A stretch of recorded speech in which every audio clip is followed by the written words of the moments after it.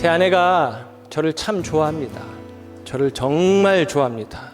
저는 제 아내를 만났을 때 개척교회 전도사였어요. 우리 어머니가 홀어머니였고 제가 개척교회 전도사였는데 그 당시에 교인이 한 가정 정도 있었어요. 지하에 완전한 개척교회. 근데 이제 신성교회라는 큰 교회에서 반주를 하고 있었던 제 아내가 저를 소개받고 만나서 제 어떠함에 푹 빠져서 결혼을 하게 됐습니다. 물론 제가 물어봤죠. 왜 그러냐 그랬더니 자기는 얼굴 본다고 하더라고요. 네. 아 그렇구나 맞다 그렇게 생각을 하는데 역시 얼굴이 중요합니다. 그런데 제 아내가 저를 얼마나 아껴주는지 제가 제 아내에게 그렇게 이야기했어요. 당신은 나보다 꼭 먼저 죽어라. 나 없으면 못 살잖냐. 그러니까 나는 당신 없이도 살 수 있을 것 같다. 그러니까 당신이 나보다 좀 먼저 죽는 게 낫겠다. 그렇게 이야기를 했거든요. 근데 요즘은 바뀌었습니다. 제가 아내에게 이야기합니다. 여보 내가 먼저 죽는 게 낫겠어. 나 당신 없으면 못 살 것 같아. 닭살. 그런데 그런 마음이에요. 보면 볼수록 너무 좋고 귀한 아내를 얻어서 너무 감사하고 그래서 여러분에게도 감사합니다. 처갓집이거든요. 저한테는 좋은 아내를 또 신성교회에서 귀하게 또 아름답게 세워내고 또 섬겨 오셔서 또 다른 하나님이 보내신 그곳에서 귀한 생명된 목회적인 사역을 감당할 수 있어서 너무 감사하고 귀하게 생각을 합니다. 저희 교회가 제가 개척한 지 한 23년 정도가 지났는데 요즘에 개척해서 부흥되는 게 어렵잖아요. 어렵습니다. 그런데 부흥이 되었어요. 그리고 뭐 부흥이 됐어도 신성교회에 비하면 반의 반도 안 되는 규모이지만 이제 그래도 개척해서 부흥하기가 어려운데 부흥이 되었습니다. 사람들이 저에게 묻습니다. 어떻게 부흥되었나? 라고 묻기도 해요. 근데 저는 대답합니다. 몰라요. 모릅니다. 그리고 모른다고 하면 안 될 것 같아서 하나님이 하셨죠? 라고 이야기를 해요. 그러면 이런 이야기를 합니다. 하나님이 하셨죠? 그래. 니네 교회는 하나님이 있고 우리 교회는 하나님이 없냐? 니네 교회가 부흥한 건 뭔가 다른 게 있지 않겠느냐라고 묻습니다. 그러면 저는 그 하나님이 하셨다는 얘기를 고수합니다. 이유는 뭐냐? 니네 교회도 하나님이 있고 우리 교회도 하나님이 있다라고 이야기하는 그 이야기 속에는 하나님이 상수로 존재한다고 생각하는 거예요. 우리 하나님, 니네 하나님 똑같은 하나님. 근데 여러분 그 하나님은 우리 각자에게 절대 변수로 자리하신 하나님입니다. 그 하나님이 절대 변수가 되어서 그 하나님의 역사가 있느냐 없느냐가 우리 가운데 다른 결과들을 가져온다라는 사실이죠. 그러면 그 하나님께서 절대 변수로 자리하고 있는데 그 절대 변수이신 하나님 앞에 우리가 무엇으로 반응할 것이냐? 믿음으로 반응하는 거예요. 하나님이 일하실 수 있도록 믿음으로 반응하는 과정들이 필요합니다. 그 믿음의 반응은 저에게는 제가 대단한 걸 한 건 아니지만 그래도 돌아보니 하나님의 부르심이 있을 때 하나님의 어떤 촉구가 있을 때 올인 했던 것 같아요. 하나님 앞에 올인 했을 때 하나님께서 그 일들을 헛되이 하지 아니하시고 열매 맺게 하셨다라고 생각을 합니다. 교회 부흥을 원하지 않는 예를 들면 목사님이 그런 걸 원할 테니까 교회 부흥을 원하지 않는 목사님은 없어요. 교회 부흥을 목사님들은 다 원합니다. 그런데 교회 부흥을 믿는 목사님들은 주변에서 찾아보기 어려워요. 현실이 녹록지 않고 상황이 그렇지 않고 시대가 그렇지 않으니까 부흥은 어렵다라고 생각을 하기도 합니다. 그러나 여러분 그 부흥이 우리의 손에 있다면 어려운 것이겠지만 하나님께서 절대 변수가 되어서 하나님께서 그 부흥을 이루시기를 원하신다면 그 일들은 가능한 것 아니겠습니까? 그리고 그 부흥이 우리 가운데 필요하다면 우리는 믿음으로 반응하는 것이고 그 믿음이 때로는 우리 가운데 올인이라는 모습에 헌신이 되어질 수도 있어요. 중요한 것은 하나님이 그 일을 하신다는 믿음입니다. 그 믿음의 역사가 저와 여러분 가운데 있어지기를 주님의 이름으로 축복합니다. 저는 하나됨이라는 의미를 참 좋아합니다. 박정현 목사님과 사실 학교 다닐 때 별로 친하지 않았어요. 근데 제가 한 공동체에서 박정현 목사님을 만났는데 너무 세련되기도 하고 잘나기도 하고 제 아내가 제 얼굴을 보고 결혼했다고 했는데 제가 볼 때는 제 얼굴보다 좀 한층 나은 얼굴이 저 얼굴이 아닌가라는 생각을 하고 악기도 잘 다루고 너무 잘하는 거예요. 말도 잘하고 야 대단하다라는 생각이 들었는데 근데 그 공동체를 통해서 배우기도 했지만 공동체라는 개념들을 좀 가졌던 것 같아요. 하나 되는 게 참 중요하다. 그러면서 배웠던 것 중에 하나가 목사들이 서로 하나 되지 않고 어떻게 성도들을 하나 되게 할 것이고 성도들에게 사랑을 이야기할 수 있겠나. 그렇죠. 목사가 하나 되는 것이 중요하다라는 생각을 해봅니다. 그런 의미에서 같은 영, 같은 마음, 같은 중심을 가지고 함께 목회적인 고민을 하고 이야기를 하고 그런 관계가 되어진 것은 하나님의 은혜라고 생각합니다.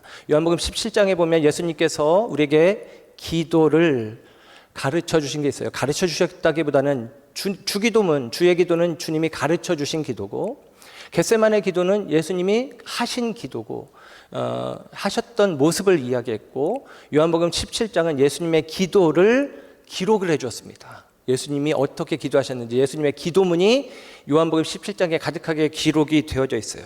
그 기록되어진 내용 속에서는 예수님께서 첫째는 자신을 주님께 의탁합니다.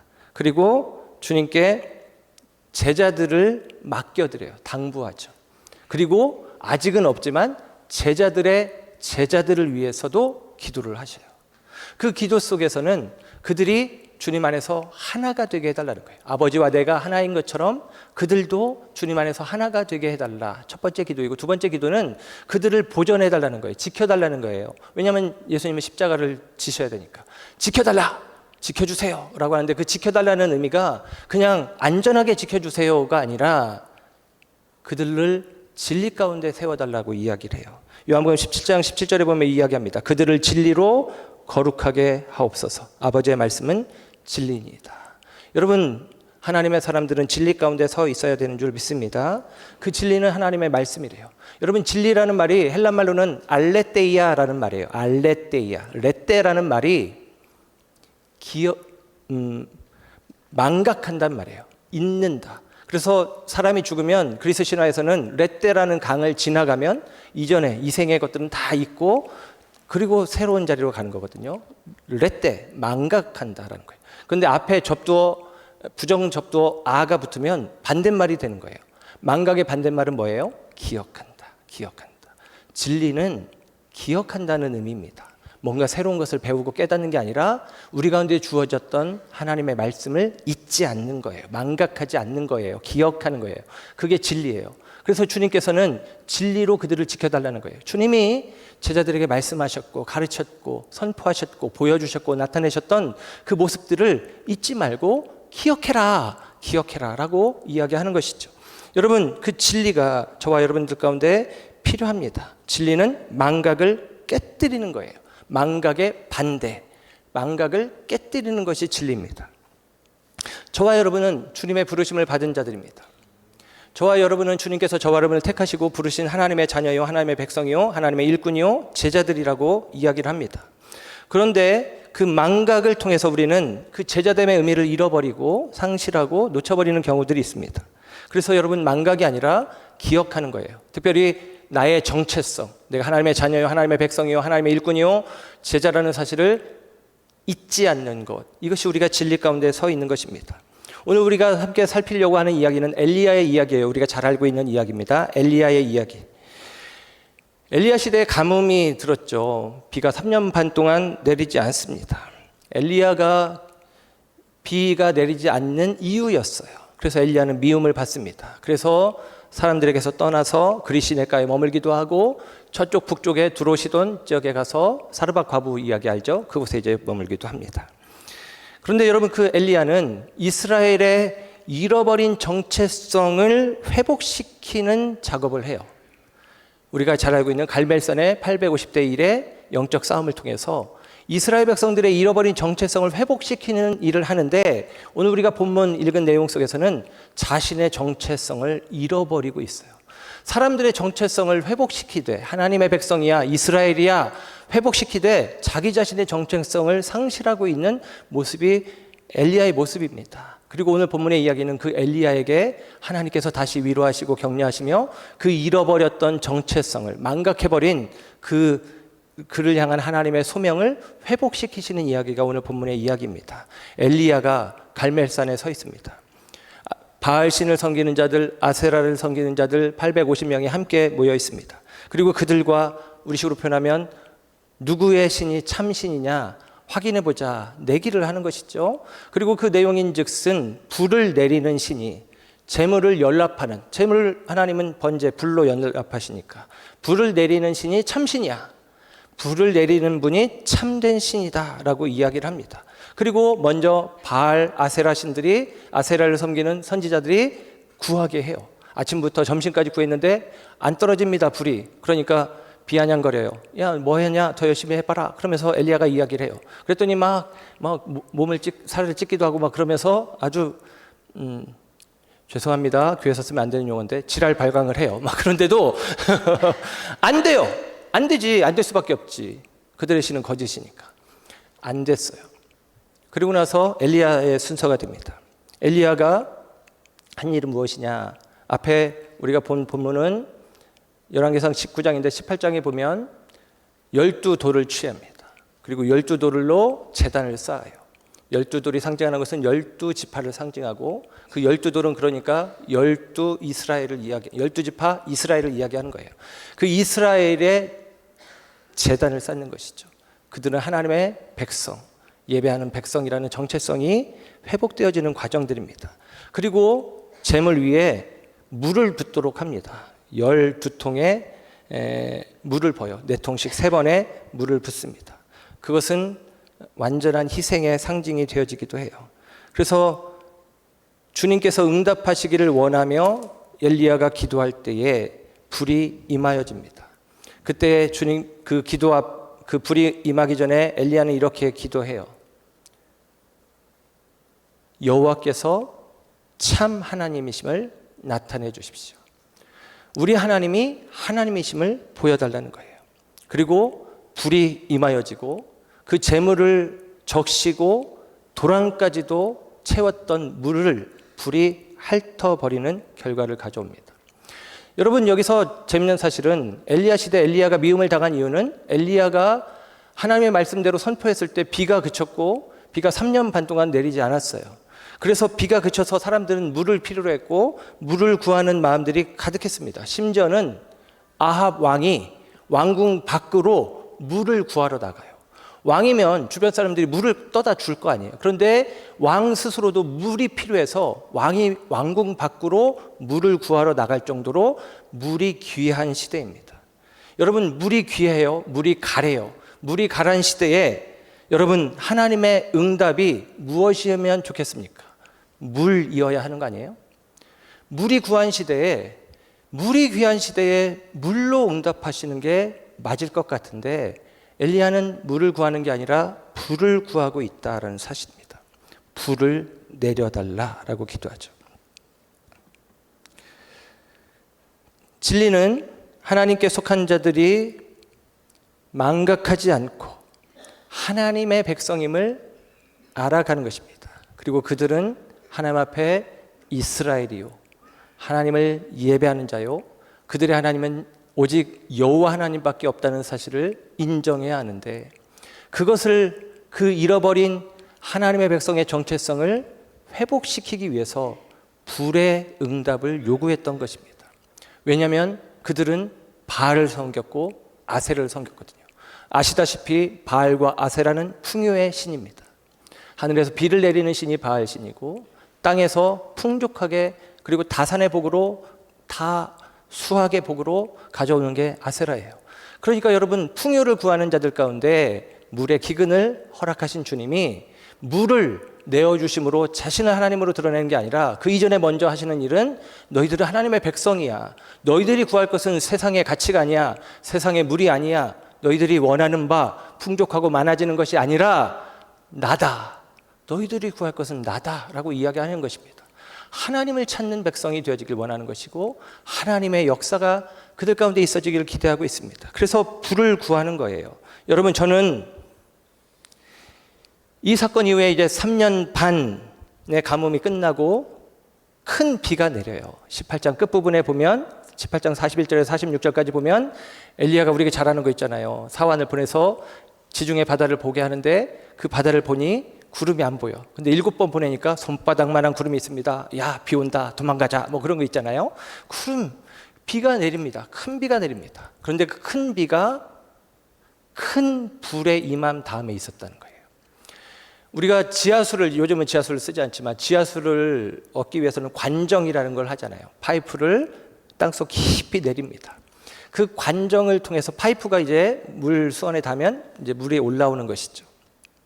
저는 하나님께서 공급하시는 물이 불이라는 관을 통해서 우리에게 주어진다고 믿습니다. 여러분, 하나님께서 그냥 물을 주시는 게 아니라 우리가 하나님 앞에 온전한 믿음으로 설 때, 그 하나님을 구하는 신앙으로 자리할 때, 그 불의 관을 우리가 하나님 앞에 깊이 내어 드릴 때에 하나님께서 그 불의 관을 통해서 우리에게 물을 공급하는 것이죠. 우리에게 쉽게 적응하면 이런 것입니다. 우리가 예배자의 삶에 성공할 때, 말씀을 우리의 삶 가운데 실천해 갈 때에, 우리가 기도에 무릎을 꿇을 때에 하나님께서 우리에게 응답하시고 역사하시고 약속을 이루시고 성취해 간다는 사실이에요. 그러므로 여러분, 저와 여러분이 하나님 앞에 구할 것은 물이 아니라 불이라는 사실이에요. 그 불이 우리 가운데 있으면 물은 따라오는 것이죠. 그런데 우리는 다 눈에 보이는 물을 지금 누구보다도 어느 때보다도 목마름이 심하고 물의 가람이 심하니까 하나님 제발 물 좀 주세요. 물 좀 주세요. 물 좀 주세요. 그러나 여러분, 그것은 그릇된 것을 구하는 모습입니다. 불을 구하는 인생 되어지기를 주님의 이름으로 축복합니다. 그런데 재미있는 것은 이 850대 1의 승리를 경험한 이후에 엘리야가 도망을 쳐요. 이세벨이, 아합 왕의 아내 이세벨이 표독한 사람인데 저희 아내하고는 전혀 다른 사람이죠. 예. 완전 자기가 가져온 바알신, 그리고 그 바알신을 섬기는 850명의 바알신 선지자, 아세라신 선지자들, 그들이 이 850대 1의 영적 싸움에서 패하고 엘리야가 명하여 그들을 다 죽입니다. 그리고 나서 그 소식을 듣게 되었을 때에 이세벨이 이야기하는 거예요. 내가 엘리야를 죽여버리겠다라는 거예요. 그 이야기를 엘리야가 듣고 엘리야가 은맥이 죽어 하고 도망쳐요. 그게 바로 이제 19장 1절부터 시작되어지는 말씀입니다. 그가 도망치는데, 이세벨의 위협으로 말미암아 도망치는데, 그가 갈멜산에서부터 비가 올 때 이스르엘로 갔고, 이스르엘은 사마리아 성읍이 있는 지역이에요. 그 이스르엘에서 브엘세바까지 내려갑니다. 북이스라엘에 속했던 엘리야가 남유다 지역에 있는, 남유다에서도 아래쪽에 브엘세바라고 하는 광야가 있는데 그곳으로 가요. 거기까지의 거리는 약 160km 정도입니다. 이세벨의 위협을 피하기 위해서 도망쳤다라는 사실이죠. 그리고 그가 도망쳐서 그 다음에 나오는 표현은 로뎀나무 그늘 아래 그가 들어가서 쉬는 이야기가 나옵니다. 그 그늘 아래 그가 머물 때 주님께서 그에게 공급하신 은혜를 주시는데, 로뎀나무 그늘 아래 있다는 것은, 우리가 로뎀이라고 하는 것이 교회마다 카페 이름을 질 때 로뎀이라는 카페를 많이 짓습니다. 로뎀나무. 그 로뎀이라는 이름의 뜻은 우리가 생각할 때는 평안한 안식처, 쉼터, 그런 느낌이 있지만 사실은 그렇지 않아요. 로뎀나무는 굉장히 작은 나무입니다. 키가 1m 정도밖에 안 자라고 쌀이나무과에 속하기 때문에 넓은 잎사귀가 없어요. 그러니까 뜨거운 광야에서 햇빛이 내리칠 때에 이렇게 아주 얇게만 가릴 수 있는 그런 거예요. 그리고 크기도 작고요. 그러니까 그 로뎀나무 아래에서 그가 쉰다는 얘기는 그가 참 좋겠다, 쉼을 누리겠다가 아니라 비참하다는 의미입니다. 그가 도망쳐서 비참함 속에 그가 머물러 있는 거예요. 비참한 상태로 그가 머물러 있습니다. 그 비참한 마음을 가지고 성경 19장 4절에 보면 죽기를 원한다는 이야기를 합니다. 내가 죽기를 원합니다. 내가 차라리 죽는 게 낫겠어요 라고 이야기합니다. 근데 여러분 생각해 보세요. 이세벨이 죽인다고 하니까 살려고 도망쳤잖아요. 살려고 도망쳐서 로뎀나무 아래서 뭐라고 이야기하면 죽기를 원한다는 거예요. 그러면 그게 살고 싶은 거예요? 죽고 싶은 거예요? 에? 살고 싶은 거예요. 근데 여기서 죽기를 원한다는 것은 뭐냐면 이거예요. 하나님 나빠요. 하나님 뭡니까? 내가 850대 1의 영적 싸움에서 하나님을 의지해서 승리하고 그 바알 아세라 신을 섬기는 선지자들을 내가 물리치기도 했는데, 하나님, 그런데 어떻게 세상이 바뀌지 않고 여전히 이세벨이, 아합이 득세하며 하나님을 믿는 자들이 왜 일어나는 일들이 없습니까? 한마디로 말하면 여전히 왜 세상은 변함이 없습니까? 왜 바뀌지 않았습니까? 왜 변화가 없죠? 왜 바뀌지 않죠? 여전히 이세벨이 득세하고 있습니다. 여전히 바알이 득세하고 있습니다. 하나님 차라리 내 목숨을 거두어 주십시오. 그 얘기는 뭐냐면 사표 쓰는 거예요. 하나님 이제 안 해요. 해도 소용없네. 해도 소용없네. 내가 그렇게 열심히 해봤지만 결과가 바뀌지 않았잖아요. 결과가 바뀌지 않았으니 해도 소용없습니다. 안 할랍니다. 이게 뭡니까 하나님? 못하겠습니다. 안 하겠습니다. 그렇게 이야기를 합니다. 그 엘리야를 다시 세우는 장면이 오늘 본문의 이야기입니다. 베드로가 마태복음 14장에 보면 예수님이 풍랑이는 바다에 걸어오십니다. 그 이전에 오병이어 사건을 일으켰고 오병이어 사건의 결과로 사람들이 예수님을 왕으로 삼으려고 하니까 요한복음의 내용이에요. 제자들을 급히 배를 타고 건너편으로 가게 하셔요. 그리고 나서 예수님은 기도하러 가셨다가 밤 늦은 시간에 물 위를 걸어오는 거예요. 그랬더니 사람들이 다 놀래죠. 제자들이 놀래죠. 다른 성경에는 없는데 마가복음이나 요한복음은 없는데 마태복음에는 독특한 기록을 하나 해줍니다. 예수님이라는 사실을 알게 되고 베드로가 이야기해요. 예수님 나 또 물 위로 걷기 원합니다. 나에게 명하셔서 걸어오게 하십시오. 걸어와. 그랬더니 걸어갑니다. 걸어가죠. 어떻게 걸어가느냐? 주님을 바라볼 때는 물 위를 걸어갔어요. 근데 그의 마음에 물이 들어왔고 파도가 들어왔고 그리고 그 순간 베드로는 물에 빠집니다. 무엇이에요? 그는 믿음으로 걸음을 내디뎠지만 그리고 물 위를 걷는 기적도 경험했지만 그러나 어느 순간 그의 시선이 주님에게서 세상으로 주님에게서 문제로 주님에게서 파도로 옮겨졌을 때 그는 물에 빠지는 거예요. 그럼에도 불구하고 저는 베드로가 부럽습니다. 그래도 그는 한 번은 걸어봤잖아요. 그런데 여기서 재미있는 사실은 예수님께서 그 베드로에게 믿음이 없다라고 책망도 하시지만 베드로를 다시 그를 건져내시잖아요. 근데 여기서 재밌습니다. 예수님이 물 위를 걸어라 라고 명령하신 것처럼 그럼 물에 가라앉은 베드로에게 물 위로 떠올라라 라고 명령해도 될 텐데 주님이 가셔서 그 손을 잡아서 끌어올리셨다는 거예요. 저는 그게 주님의 따뜻함이라고 생각합니다. 우리가 실패하고 넘어져도 낙심해도 그냥 그러니까 너는 이제 그만, 너는 여기까지가 아니라 우리를 회복시키시는 은혜가 있다고요. 찾아오셔서 회복시키시는 은혜. 주님께서는 사실 마가복음의 표현으로는 제자들이 괴롭게 놓여있는 것을 보셨다라고 이야기해요. 예수님은 계속 그들을 주목하여 보신 거예요. 그들이 괴롭게 놓여있을 때 예수님은 어디 계시나 우리밖에 없네 아이고 힘들다가 아니라 주님이 그 모습을 보고 계셨다고요. 누구보다도 안타까운 마음으로 누구보다도 속상한 마음으로 그렇게 애쓰고 몸부림치는 제자들을 지켜보고 계셨단 말이에요. 그리고 찾아오셔서 그들의 배에 오르시는데 여기서 한 가지만 더 이야기 드린다면 제가 재밌게 생각한 것이 무엇이냐면 베드로가 물에 빠졌잖아요. 다시 예수님이 끌어올렸죠.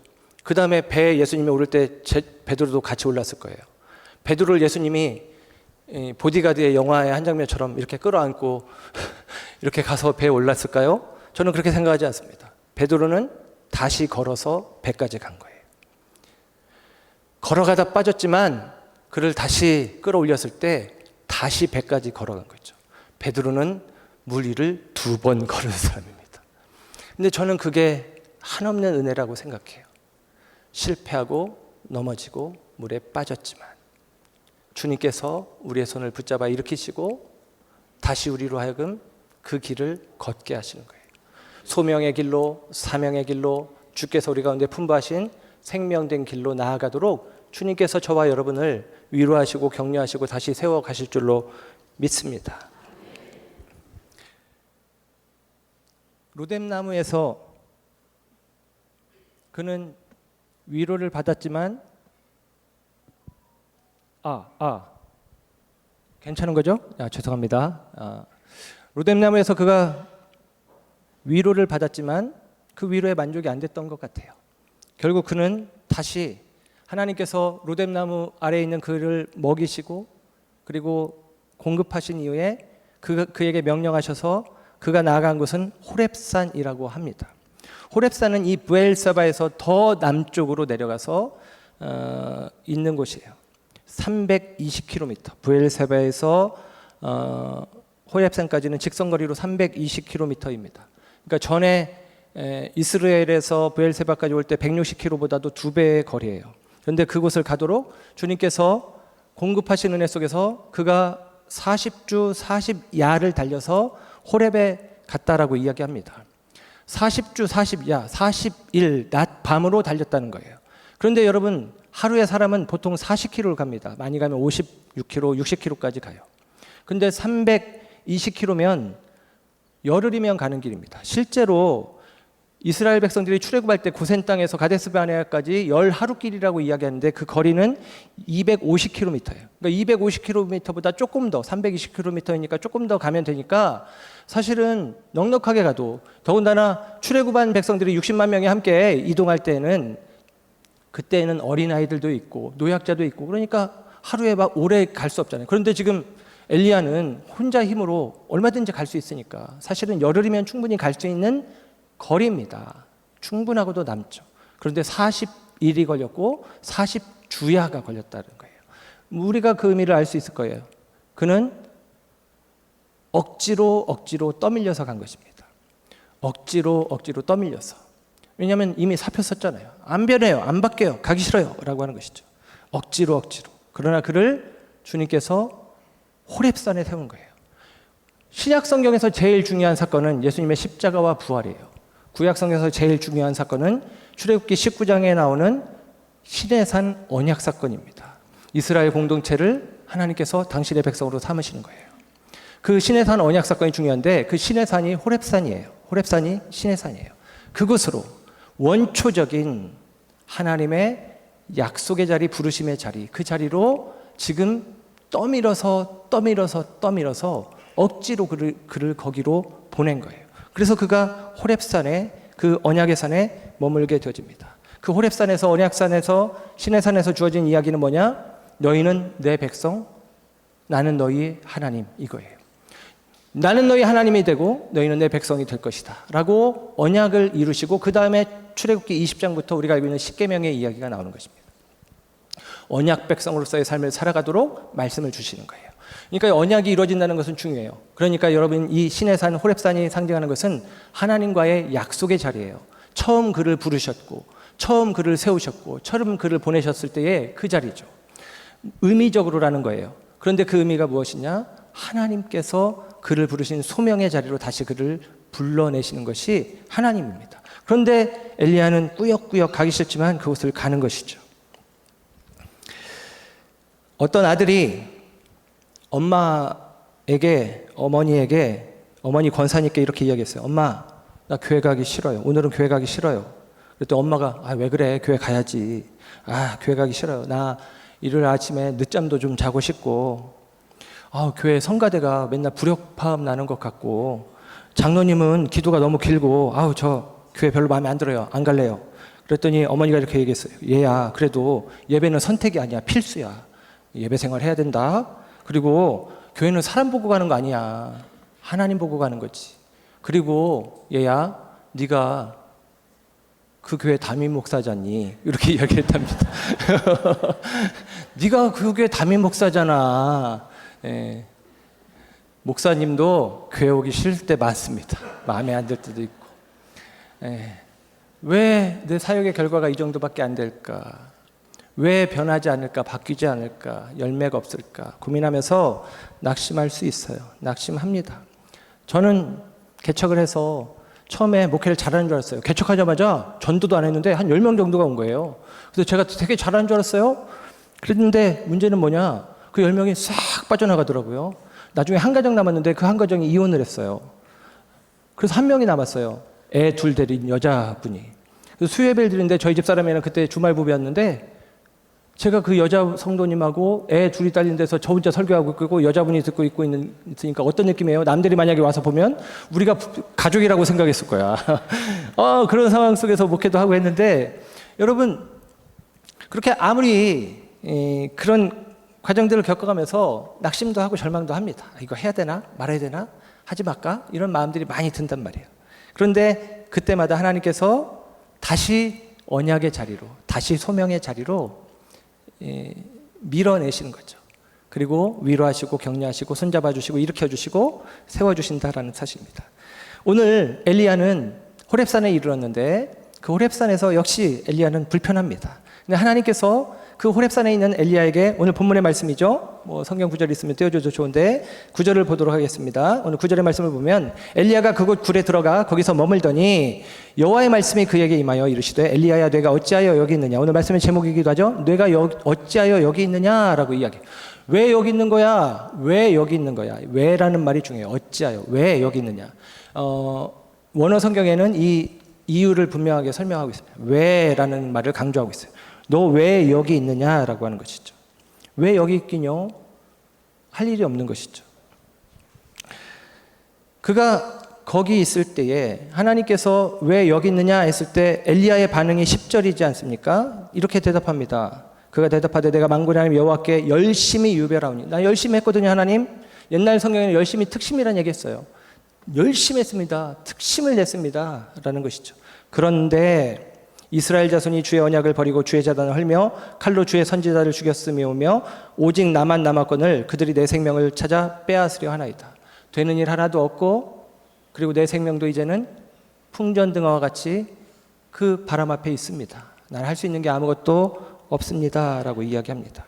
그랬더니 하나님께서 우리가 잘 아는 말씀일 텐데 그에게 능력을 나타내시는데 큰 바람이 그 앞을 지나가게 하시고 지진이 지나가게 하시고 불이 지나가게 하시는데 거기에 하나님이 아니 계셨다라고 이야기하고 그 다음에 세미한 음성이 들렸다는 거예요. 오늘 본문이죠. 세미한 음성이 그에게 들렸다라고 12절에 이야기합니다. 세미한 소리가 있는지라 라고 이야기했어요.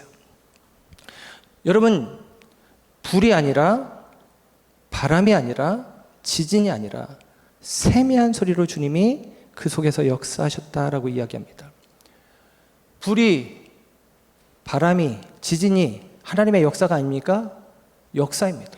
하나님의 역사죠. 그러니까 큰 바람이 있고 지진이 있고 불이 있었던 것이죠. 하나님의 역사가 분명합니다. 그러나 하나님은 그 속에 계시지 않았대요.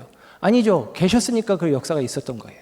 그런데 성경의 의도는 그곳에 우리의 마음을 주지 않도록 하는 것이고 세미한 소리에 우리의 마음을 기울이도록 요청합니다.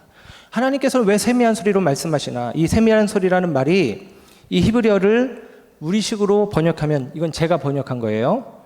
침묵에 깨어진 소리, 그런 의미입니다. 침묵에 깨어진 소리. 이게 어떤 의미냐면 10년 전에 나온 노래인데 썸이라는 노래가 있어요.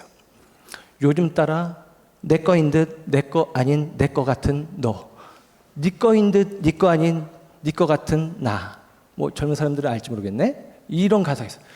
내 거인 듯 내 거 아닌 내 거 같은 너랑 비슷한 거예요. 소리인 듯 소리 아닌 소리 같은 소리. 이게 바로 이 세미한 음성이에요. 소리인지 아닌지 헷갈려. 알 수가 없어. 소리인가 아닌가라는 것이죠. 그만큼이나 작은 소리라는 것입니다. 이 작은 소리는 정적을 깨는 사이렌 같은 큰 소리가 아니라 내 영혼이 고요해야만 들을 수 있는 정적을 깨는 작은 소리라는 거예요. 그 소리 가운데 주님이 계시다는 거예요. 감사한 것은 영어 성경에는 이 소리라는 말을 사운드라고 하지 않고 보이스라고 했어요. 음성이라고 표현했죠. 그러니까 세미한 음성이 들려지는 것이죠. 그리고 그 세미한 음성이 들려졌습니다. 그러면 우리는 세미한 음성 가운데 하나님이 계시구나 하고 일어서야 되는데, 놀라운 사실은 오늘 본문 14절도 아까 말한 10절과 똑같습니다. 14절을 보면 그가 대답하되, 지금 구조를 아셔야 돼요. 하나님이 말씀하십니다. 너 어찌하여 여기 있느냐? 내가 열심히 냈지만 아무 소용없습니다. 하나님께서 큰 바람과 지진과 불을 보이시고 세미한 음성까지 나타내시고 그 다음에 다시 물어요. 13절에 똑같습니다. 질문이 뇌가 어찌하여 여기 있느냐. 그랬더니 14절에 대답이 10절과 똑같습니다. 한 글자도 안 틀려요. 내가 열심을 내어봤지만 소용없습니다. 안 됩니다. 라고 이야기를 합니다. 어떻게 똑같을 수 있죠? 주님께서 이렇게까지 역사하셨는데. 바람과 지진과 불로 역사하시고 세미한 소리로도 역사하셨는데 변화가 없습니다. 바뀐 게 없습니다. 여러분, 왜 그가 변화가 없을까요? 왜 바뀌지 않았을까요?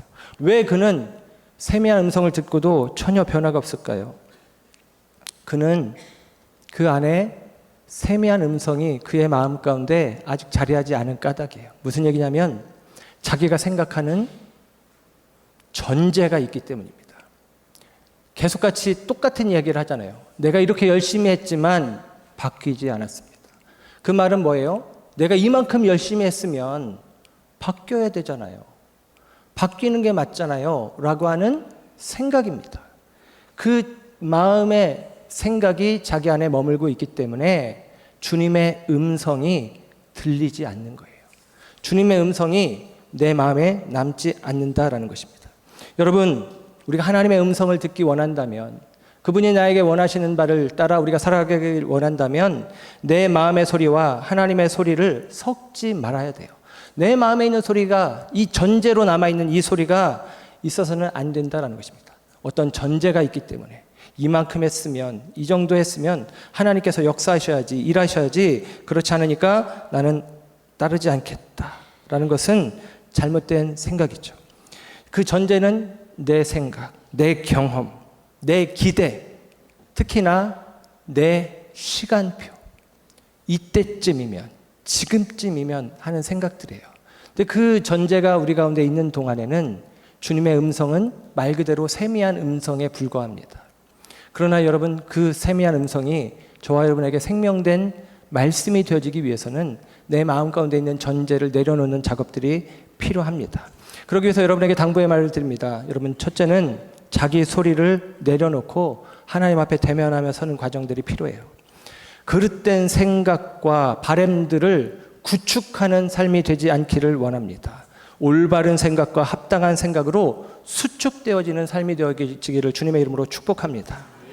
또한 말씀과 삶의 나눔이 있는 자리를 여러분들이 찾아야 돼요. 예배 자리도 중요하지만 함께 말씀으로 교제하는 자리들이 필요합니다.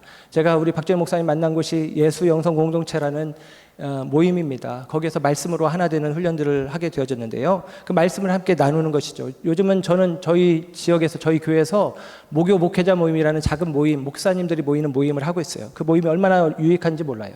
저는 개인적으로 저희 모임을 이렇게 생각합니다. 뭘 대단한 걸 배우지 않아요. 함께 생각과 마음들을 나누는 자리예요. 저는 우리 모임이 물을 구하는 자리가 아니라 불을 꺼뜨리지 않는 자리라고 생각합니다. 물을 구하는 법을 가르쳐주는 세상에 많은, 목회자로 치면 목회 세미나 이런 게 많이 있거든요. 그게 아니라 물을 구하는 것이 아니라, 물을 구하는 방법을 제공하는 것이 아니라 우리 안에 주신 불을 꺼뜨리지 않는 것, 망각하지 않는 것, 정체성을 잃어버리지 않는 것, 소명을 상실하지 않도록 하는 것, 처음 부르심에 그 의미를 변질시키지 않도록 서로가 서로에게 대하여 함께 삶을 나누고 말씀을 나누는 거예요. 그렇게 하나님의 음성을 함께 공유해 가는 것입니다. 여러분, 실제 그렇잖아요. 모닥불이 있는데 거기서 장작 하나를 꺼집어내면 금방 불이 꺼져요. 그런데 모닥불로 모아놓으면 그 불이 타오르죠. 오래 지속됩니다. 여러분, 그래서 믿음의 공동체가 필요해요. 함께 교제하고 말씀으로 이야기하고 삶을 이야기하고 그러면서 하나님의 뜻을 향해서 우리 신성교회가 함께 나아가는 모습들이 있다면 하나님께서 여러분 가운데 허락하신 그 불을 통해서 당연히 너희는 먼저 그의 나라와 그의 의를 구하라. 그리하면 이 모든 것을 너희에게 더하시리라. 우리에게 물도 공급하실 뿐만 아니라 우리가 그 사명의 자리에서 흔들림 없이 주의 뜻을 이루며 살아갈 수 있을 줄 믿습니다. 여러분, 앞으로도 우리의 인생 가운데는 가뭄은 지속될 가능성이 많아요. 물이 필요한 상황들이 계속 이어질 가능성들이 많습니다. 그러면 우리는 당연히 물을 본능적으로 선제적으로 구하는 마음들이 많아질 거예요. 그러나 여러분, 기억하십시오. 우리가 구해야 될 것은 물이 아니라 불입니다.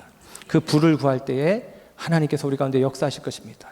우리가 기대하는 것은 하나님께서 이 고난의 시대에 하나님께서 큰 바람처럼, 지진처럼, 불처럼 역사하시길 원할지 모릅니다. 그러나 여러분, 하나님은 절대 그렇게 우리 가운데 오시지 않아요.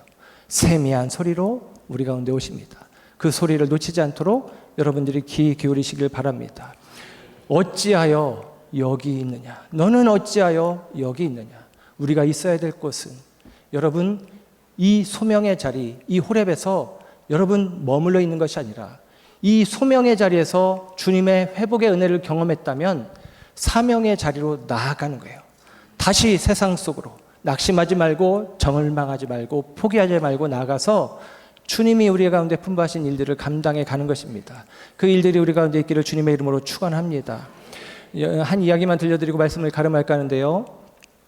영화 머니볼이라는 영화가 있어요. 그 머니볼이라는 영화는 실화를 다룬 영화인데 빌리 빈이라고 하는 야구 MLB 메이저리그 야구단의 단장이 있었습니다. 이 야구단 단장이 오클랜드 어슬레틱스라는 팀의 단장으로 부임을 해요. 그런데 그 팀은 가난한 구단이거든요. 가난한 구단이다 보니까 성적이 좋은 선수들은 다 트레이드돼서 딴 데로 가버린 거예요. 팔려가는 거죠.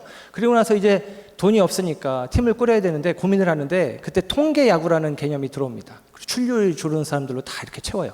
그러면서 안 될 것 같았는데 그 팀이 전무후무한 역사를 기록하면서 정규리그, 아메리칸 리그 우승을 해요. 20연승이라는 기록, 이게 메이저리그 역사상 처음 있는 103년 만에 있는 역사 기록이라는데 그런 기록을 세웁니다. 그리고 나서 그가 적은 돈으로 팀을 우승을 시켰잖아요. 그러고 났더니 큰 구단에서 오퍼가 오는 거예요. 그 당시로 1250만 불, 우리 돈으로 뭐 한 150억 정도 줄 테니까 우리 구단으로 와서 단장 역할을 해라. 근데 그가 젊은 시절에 돈을 쫓아갔다가 실패한 경험이 있는데 그래서 그가 결단했어요. 나는 이제 더 이상 돈을 쫓아가지 않을 거야. 그랬는데 1250만 불이 제한되니까 갈등이 생기는 거예요. 가야 되나 말아야 되나? 라는 고민을 합니다. 그때 그를 돕던 사람이 이 영상 분석가인데 이 영상 분석가가 이 메이저리그 야구 장면 하나를 보여줍니다. 여러분 나중에 영화 보시면 재밌어요. 보십시오. 그 영상 속에서는 볼티모어 오리올스의 포수인 제레미 스캇 브라운이라는 사람이 등장해요. 타자입니다. 포수인데 타자로 등장했어요. 110kg 정도의 거구입니다. 그가 타석에 들어서서 때로는 장타를 쳤는데도 그는 1루까지밖에 못 가는 거예요. 110km의 거대한 이 몸이다 보니까 다른 박질이 안 되는 거죠.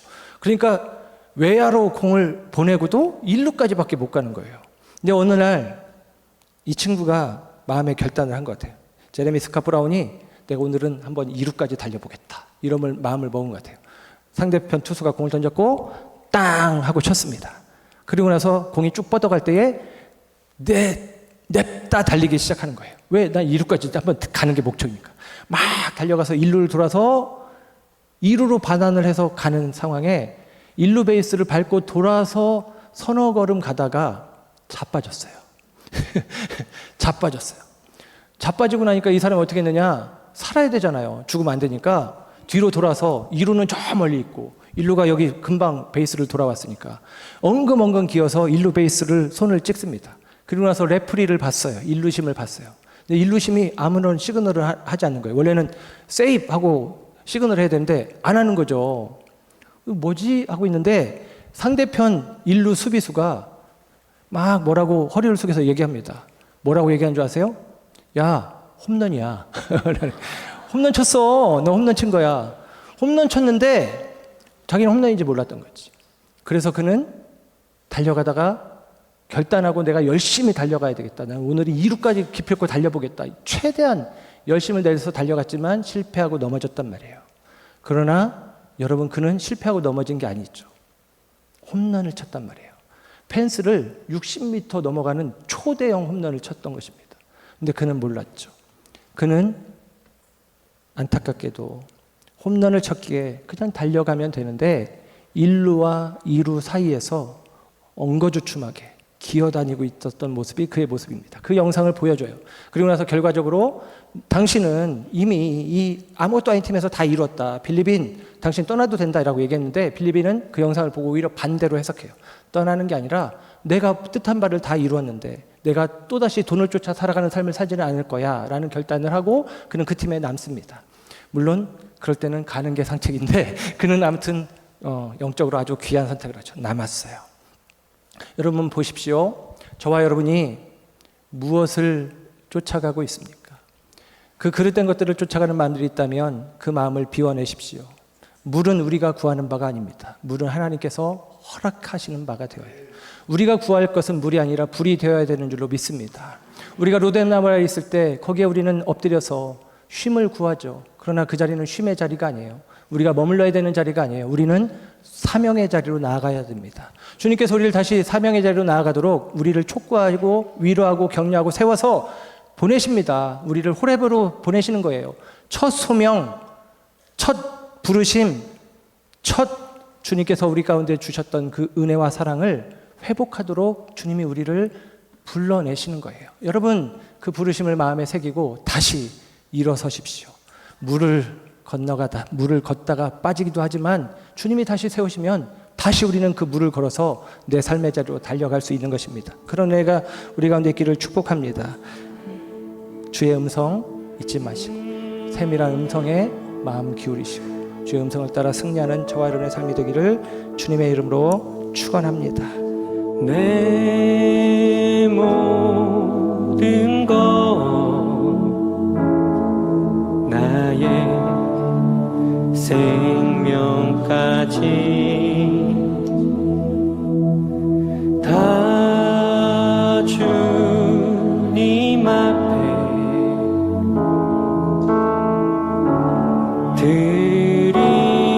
드립니다.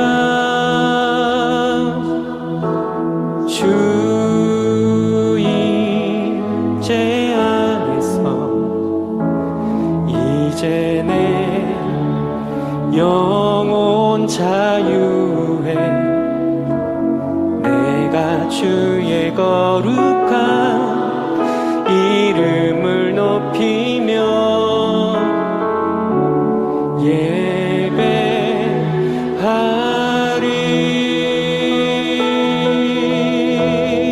예배하리. 어린 양 찬양하리. 내 평생 그 하나로 충분해요. 어린 양 찬양하리. 내가 주의 임재 안에서 우리 마음의 고백으로 내 모든 것 내 모든 것 나의 생명까지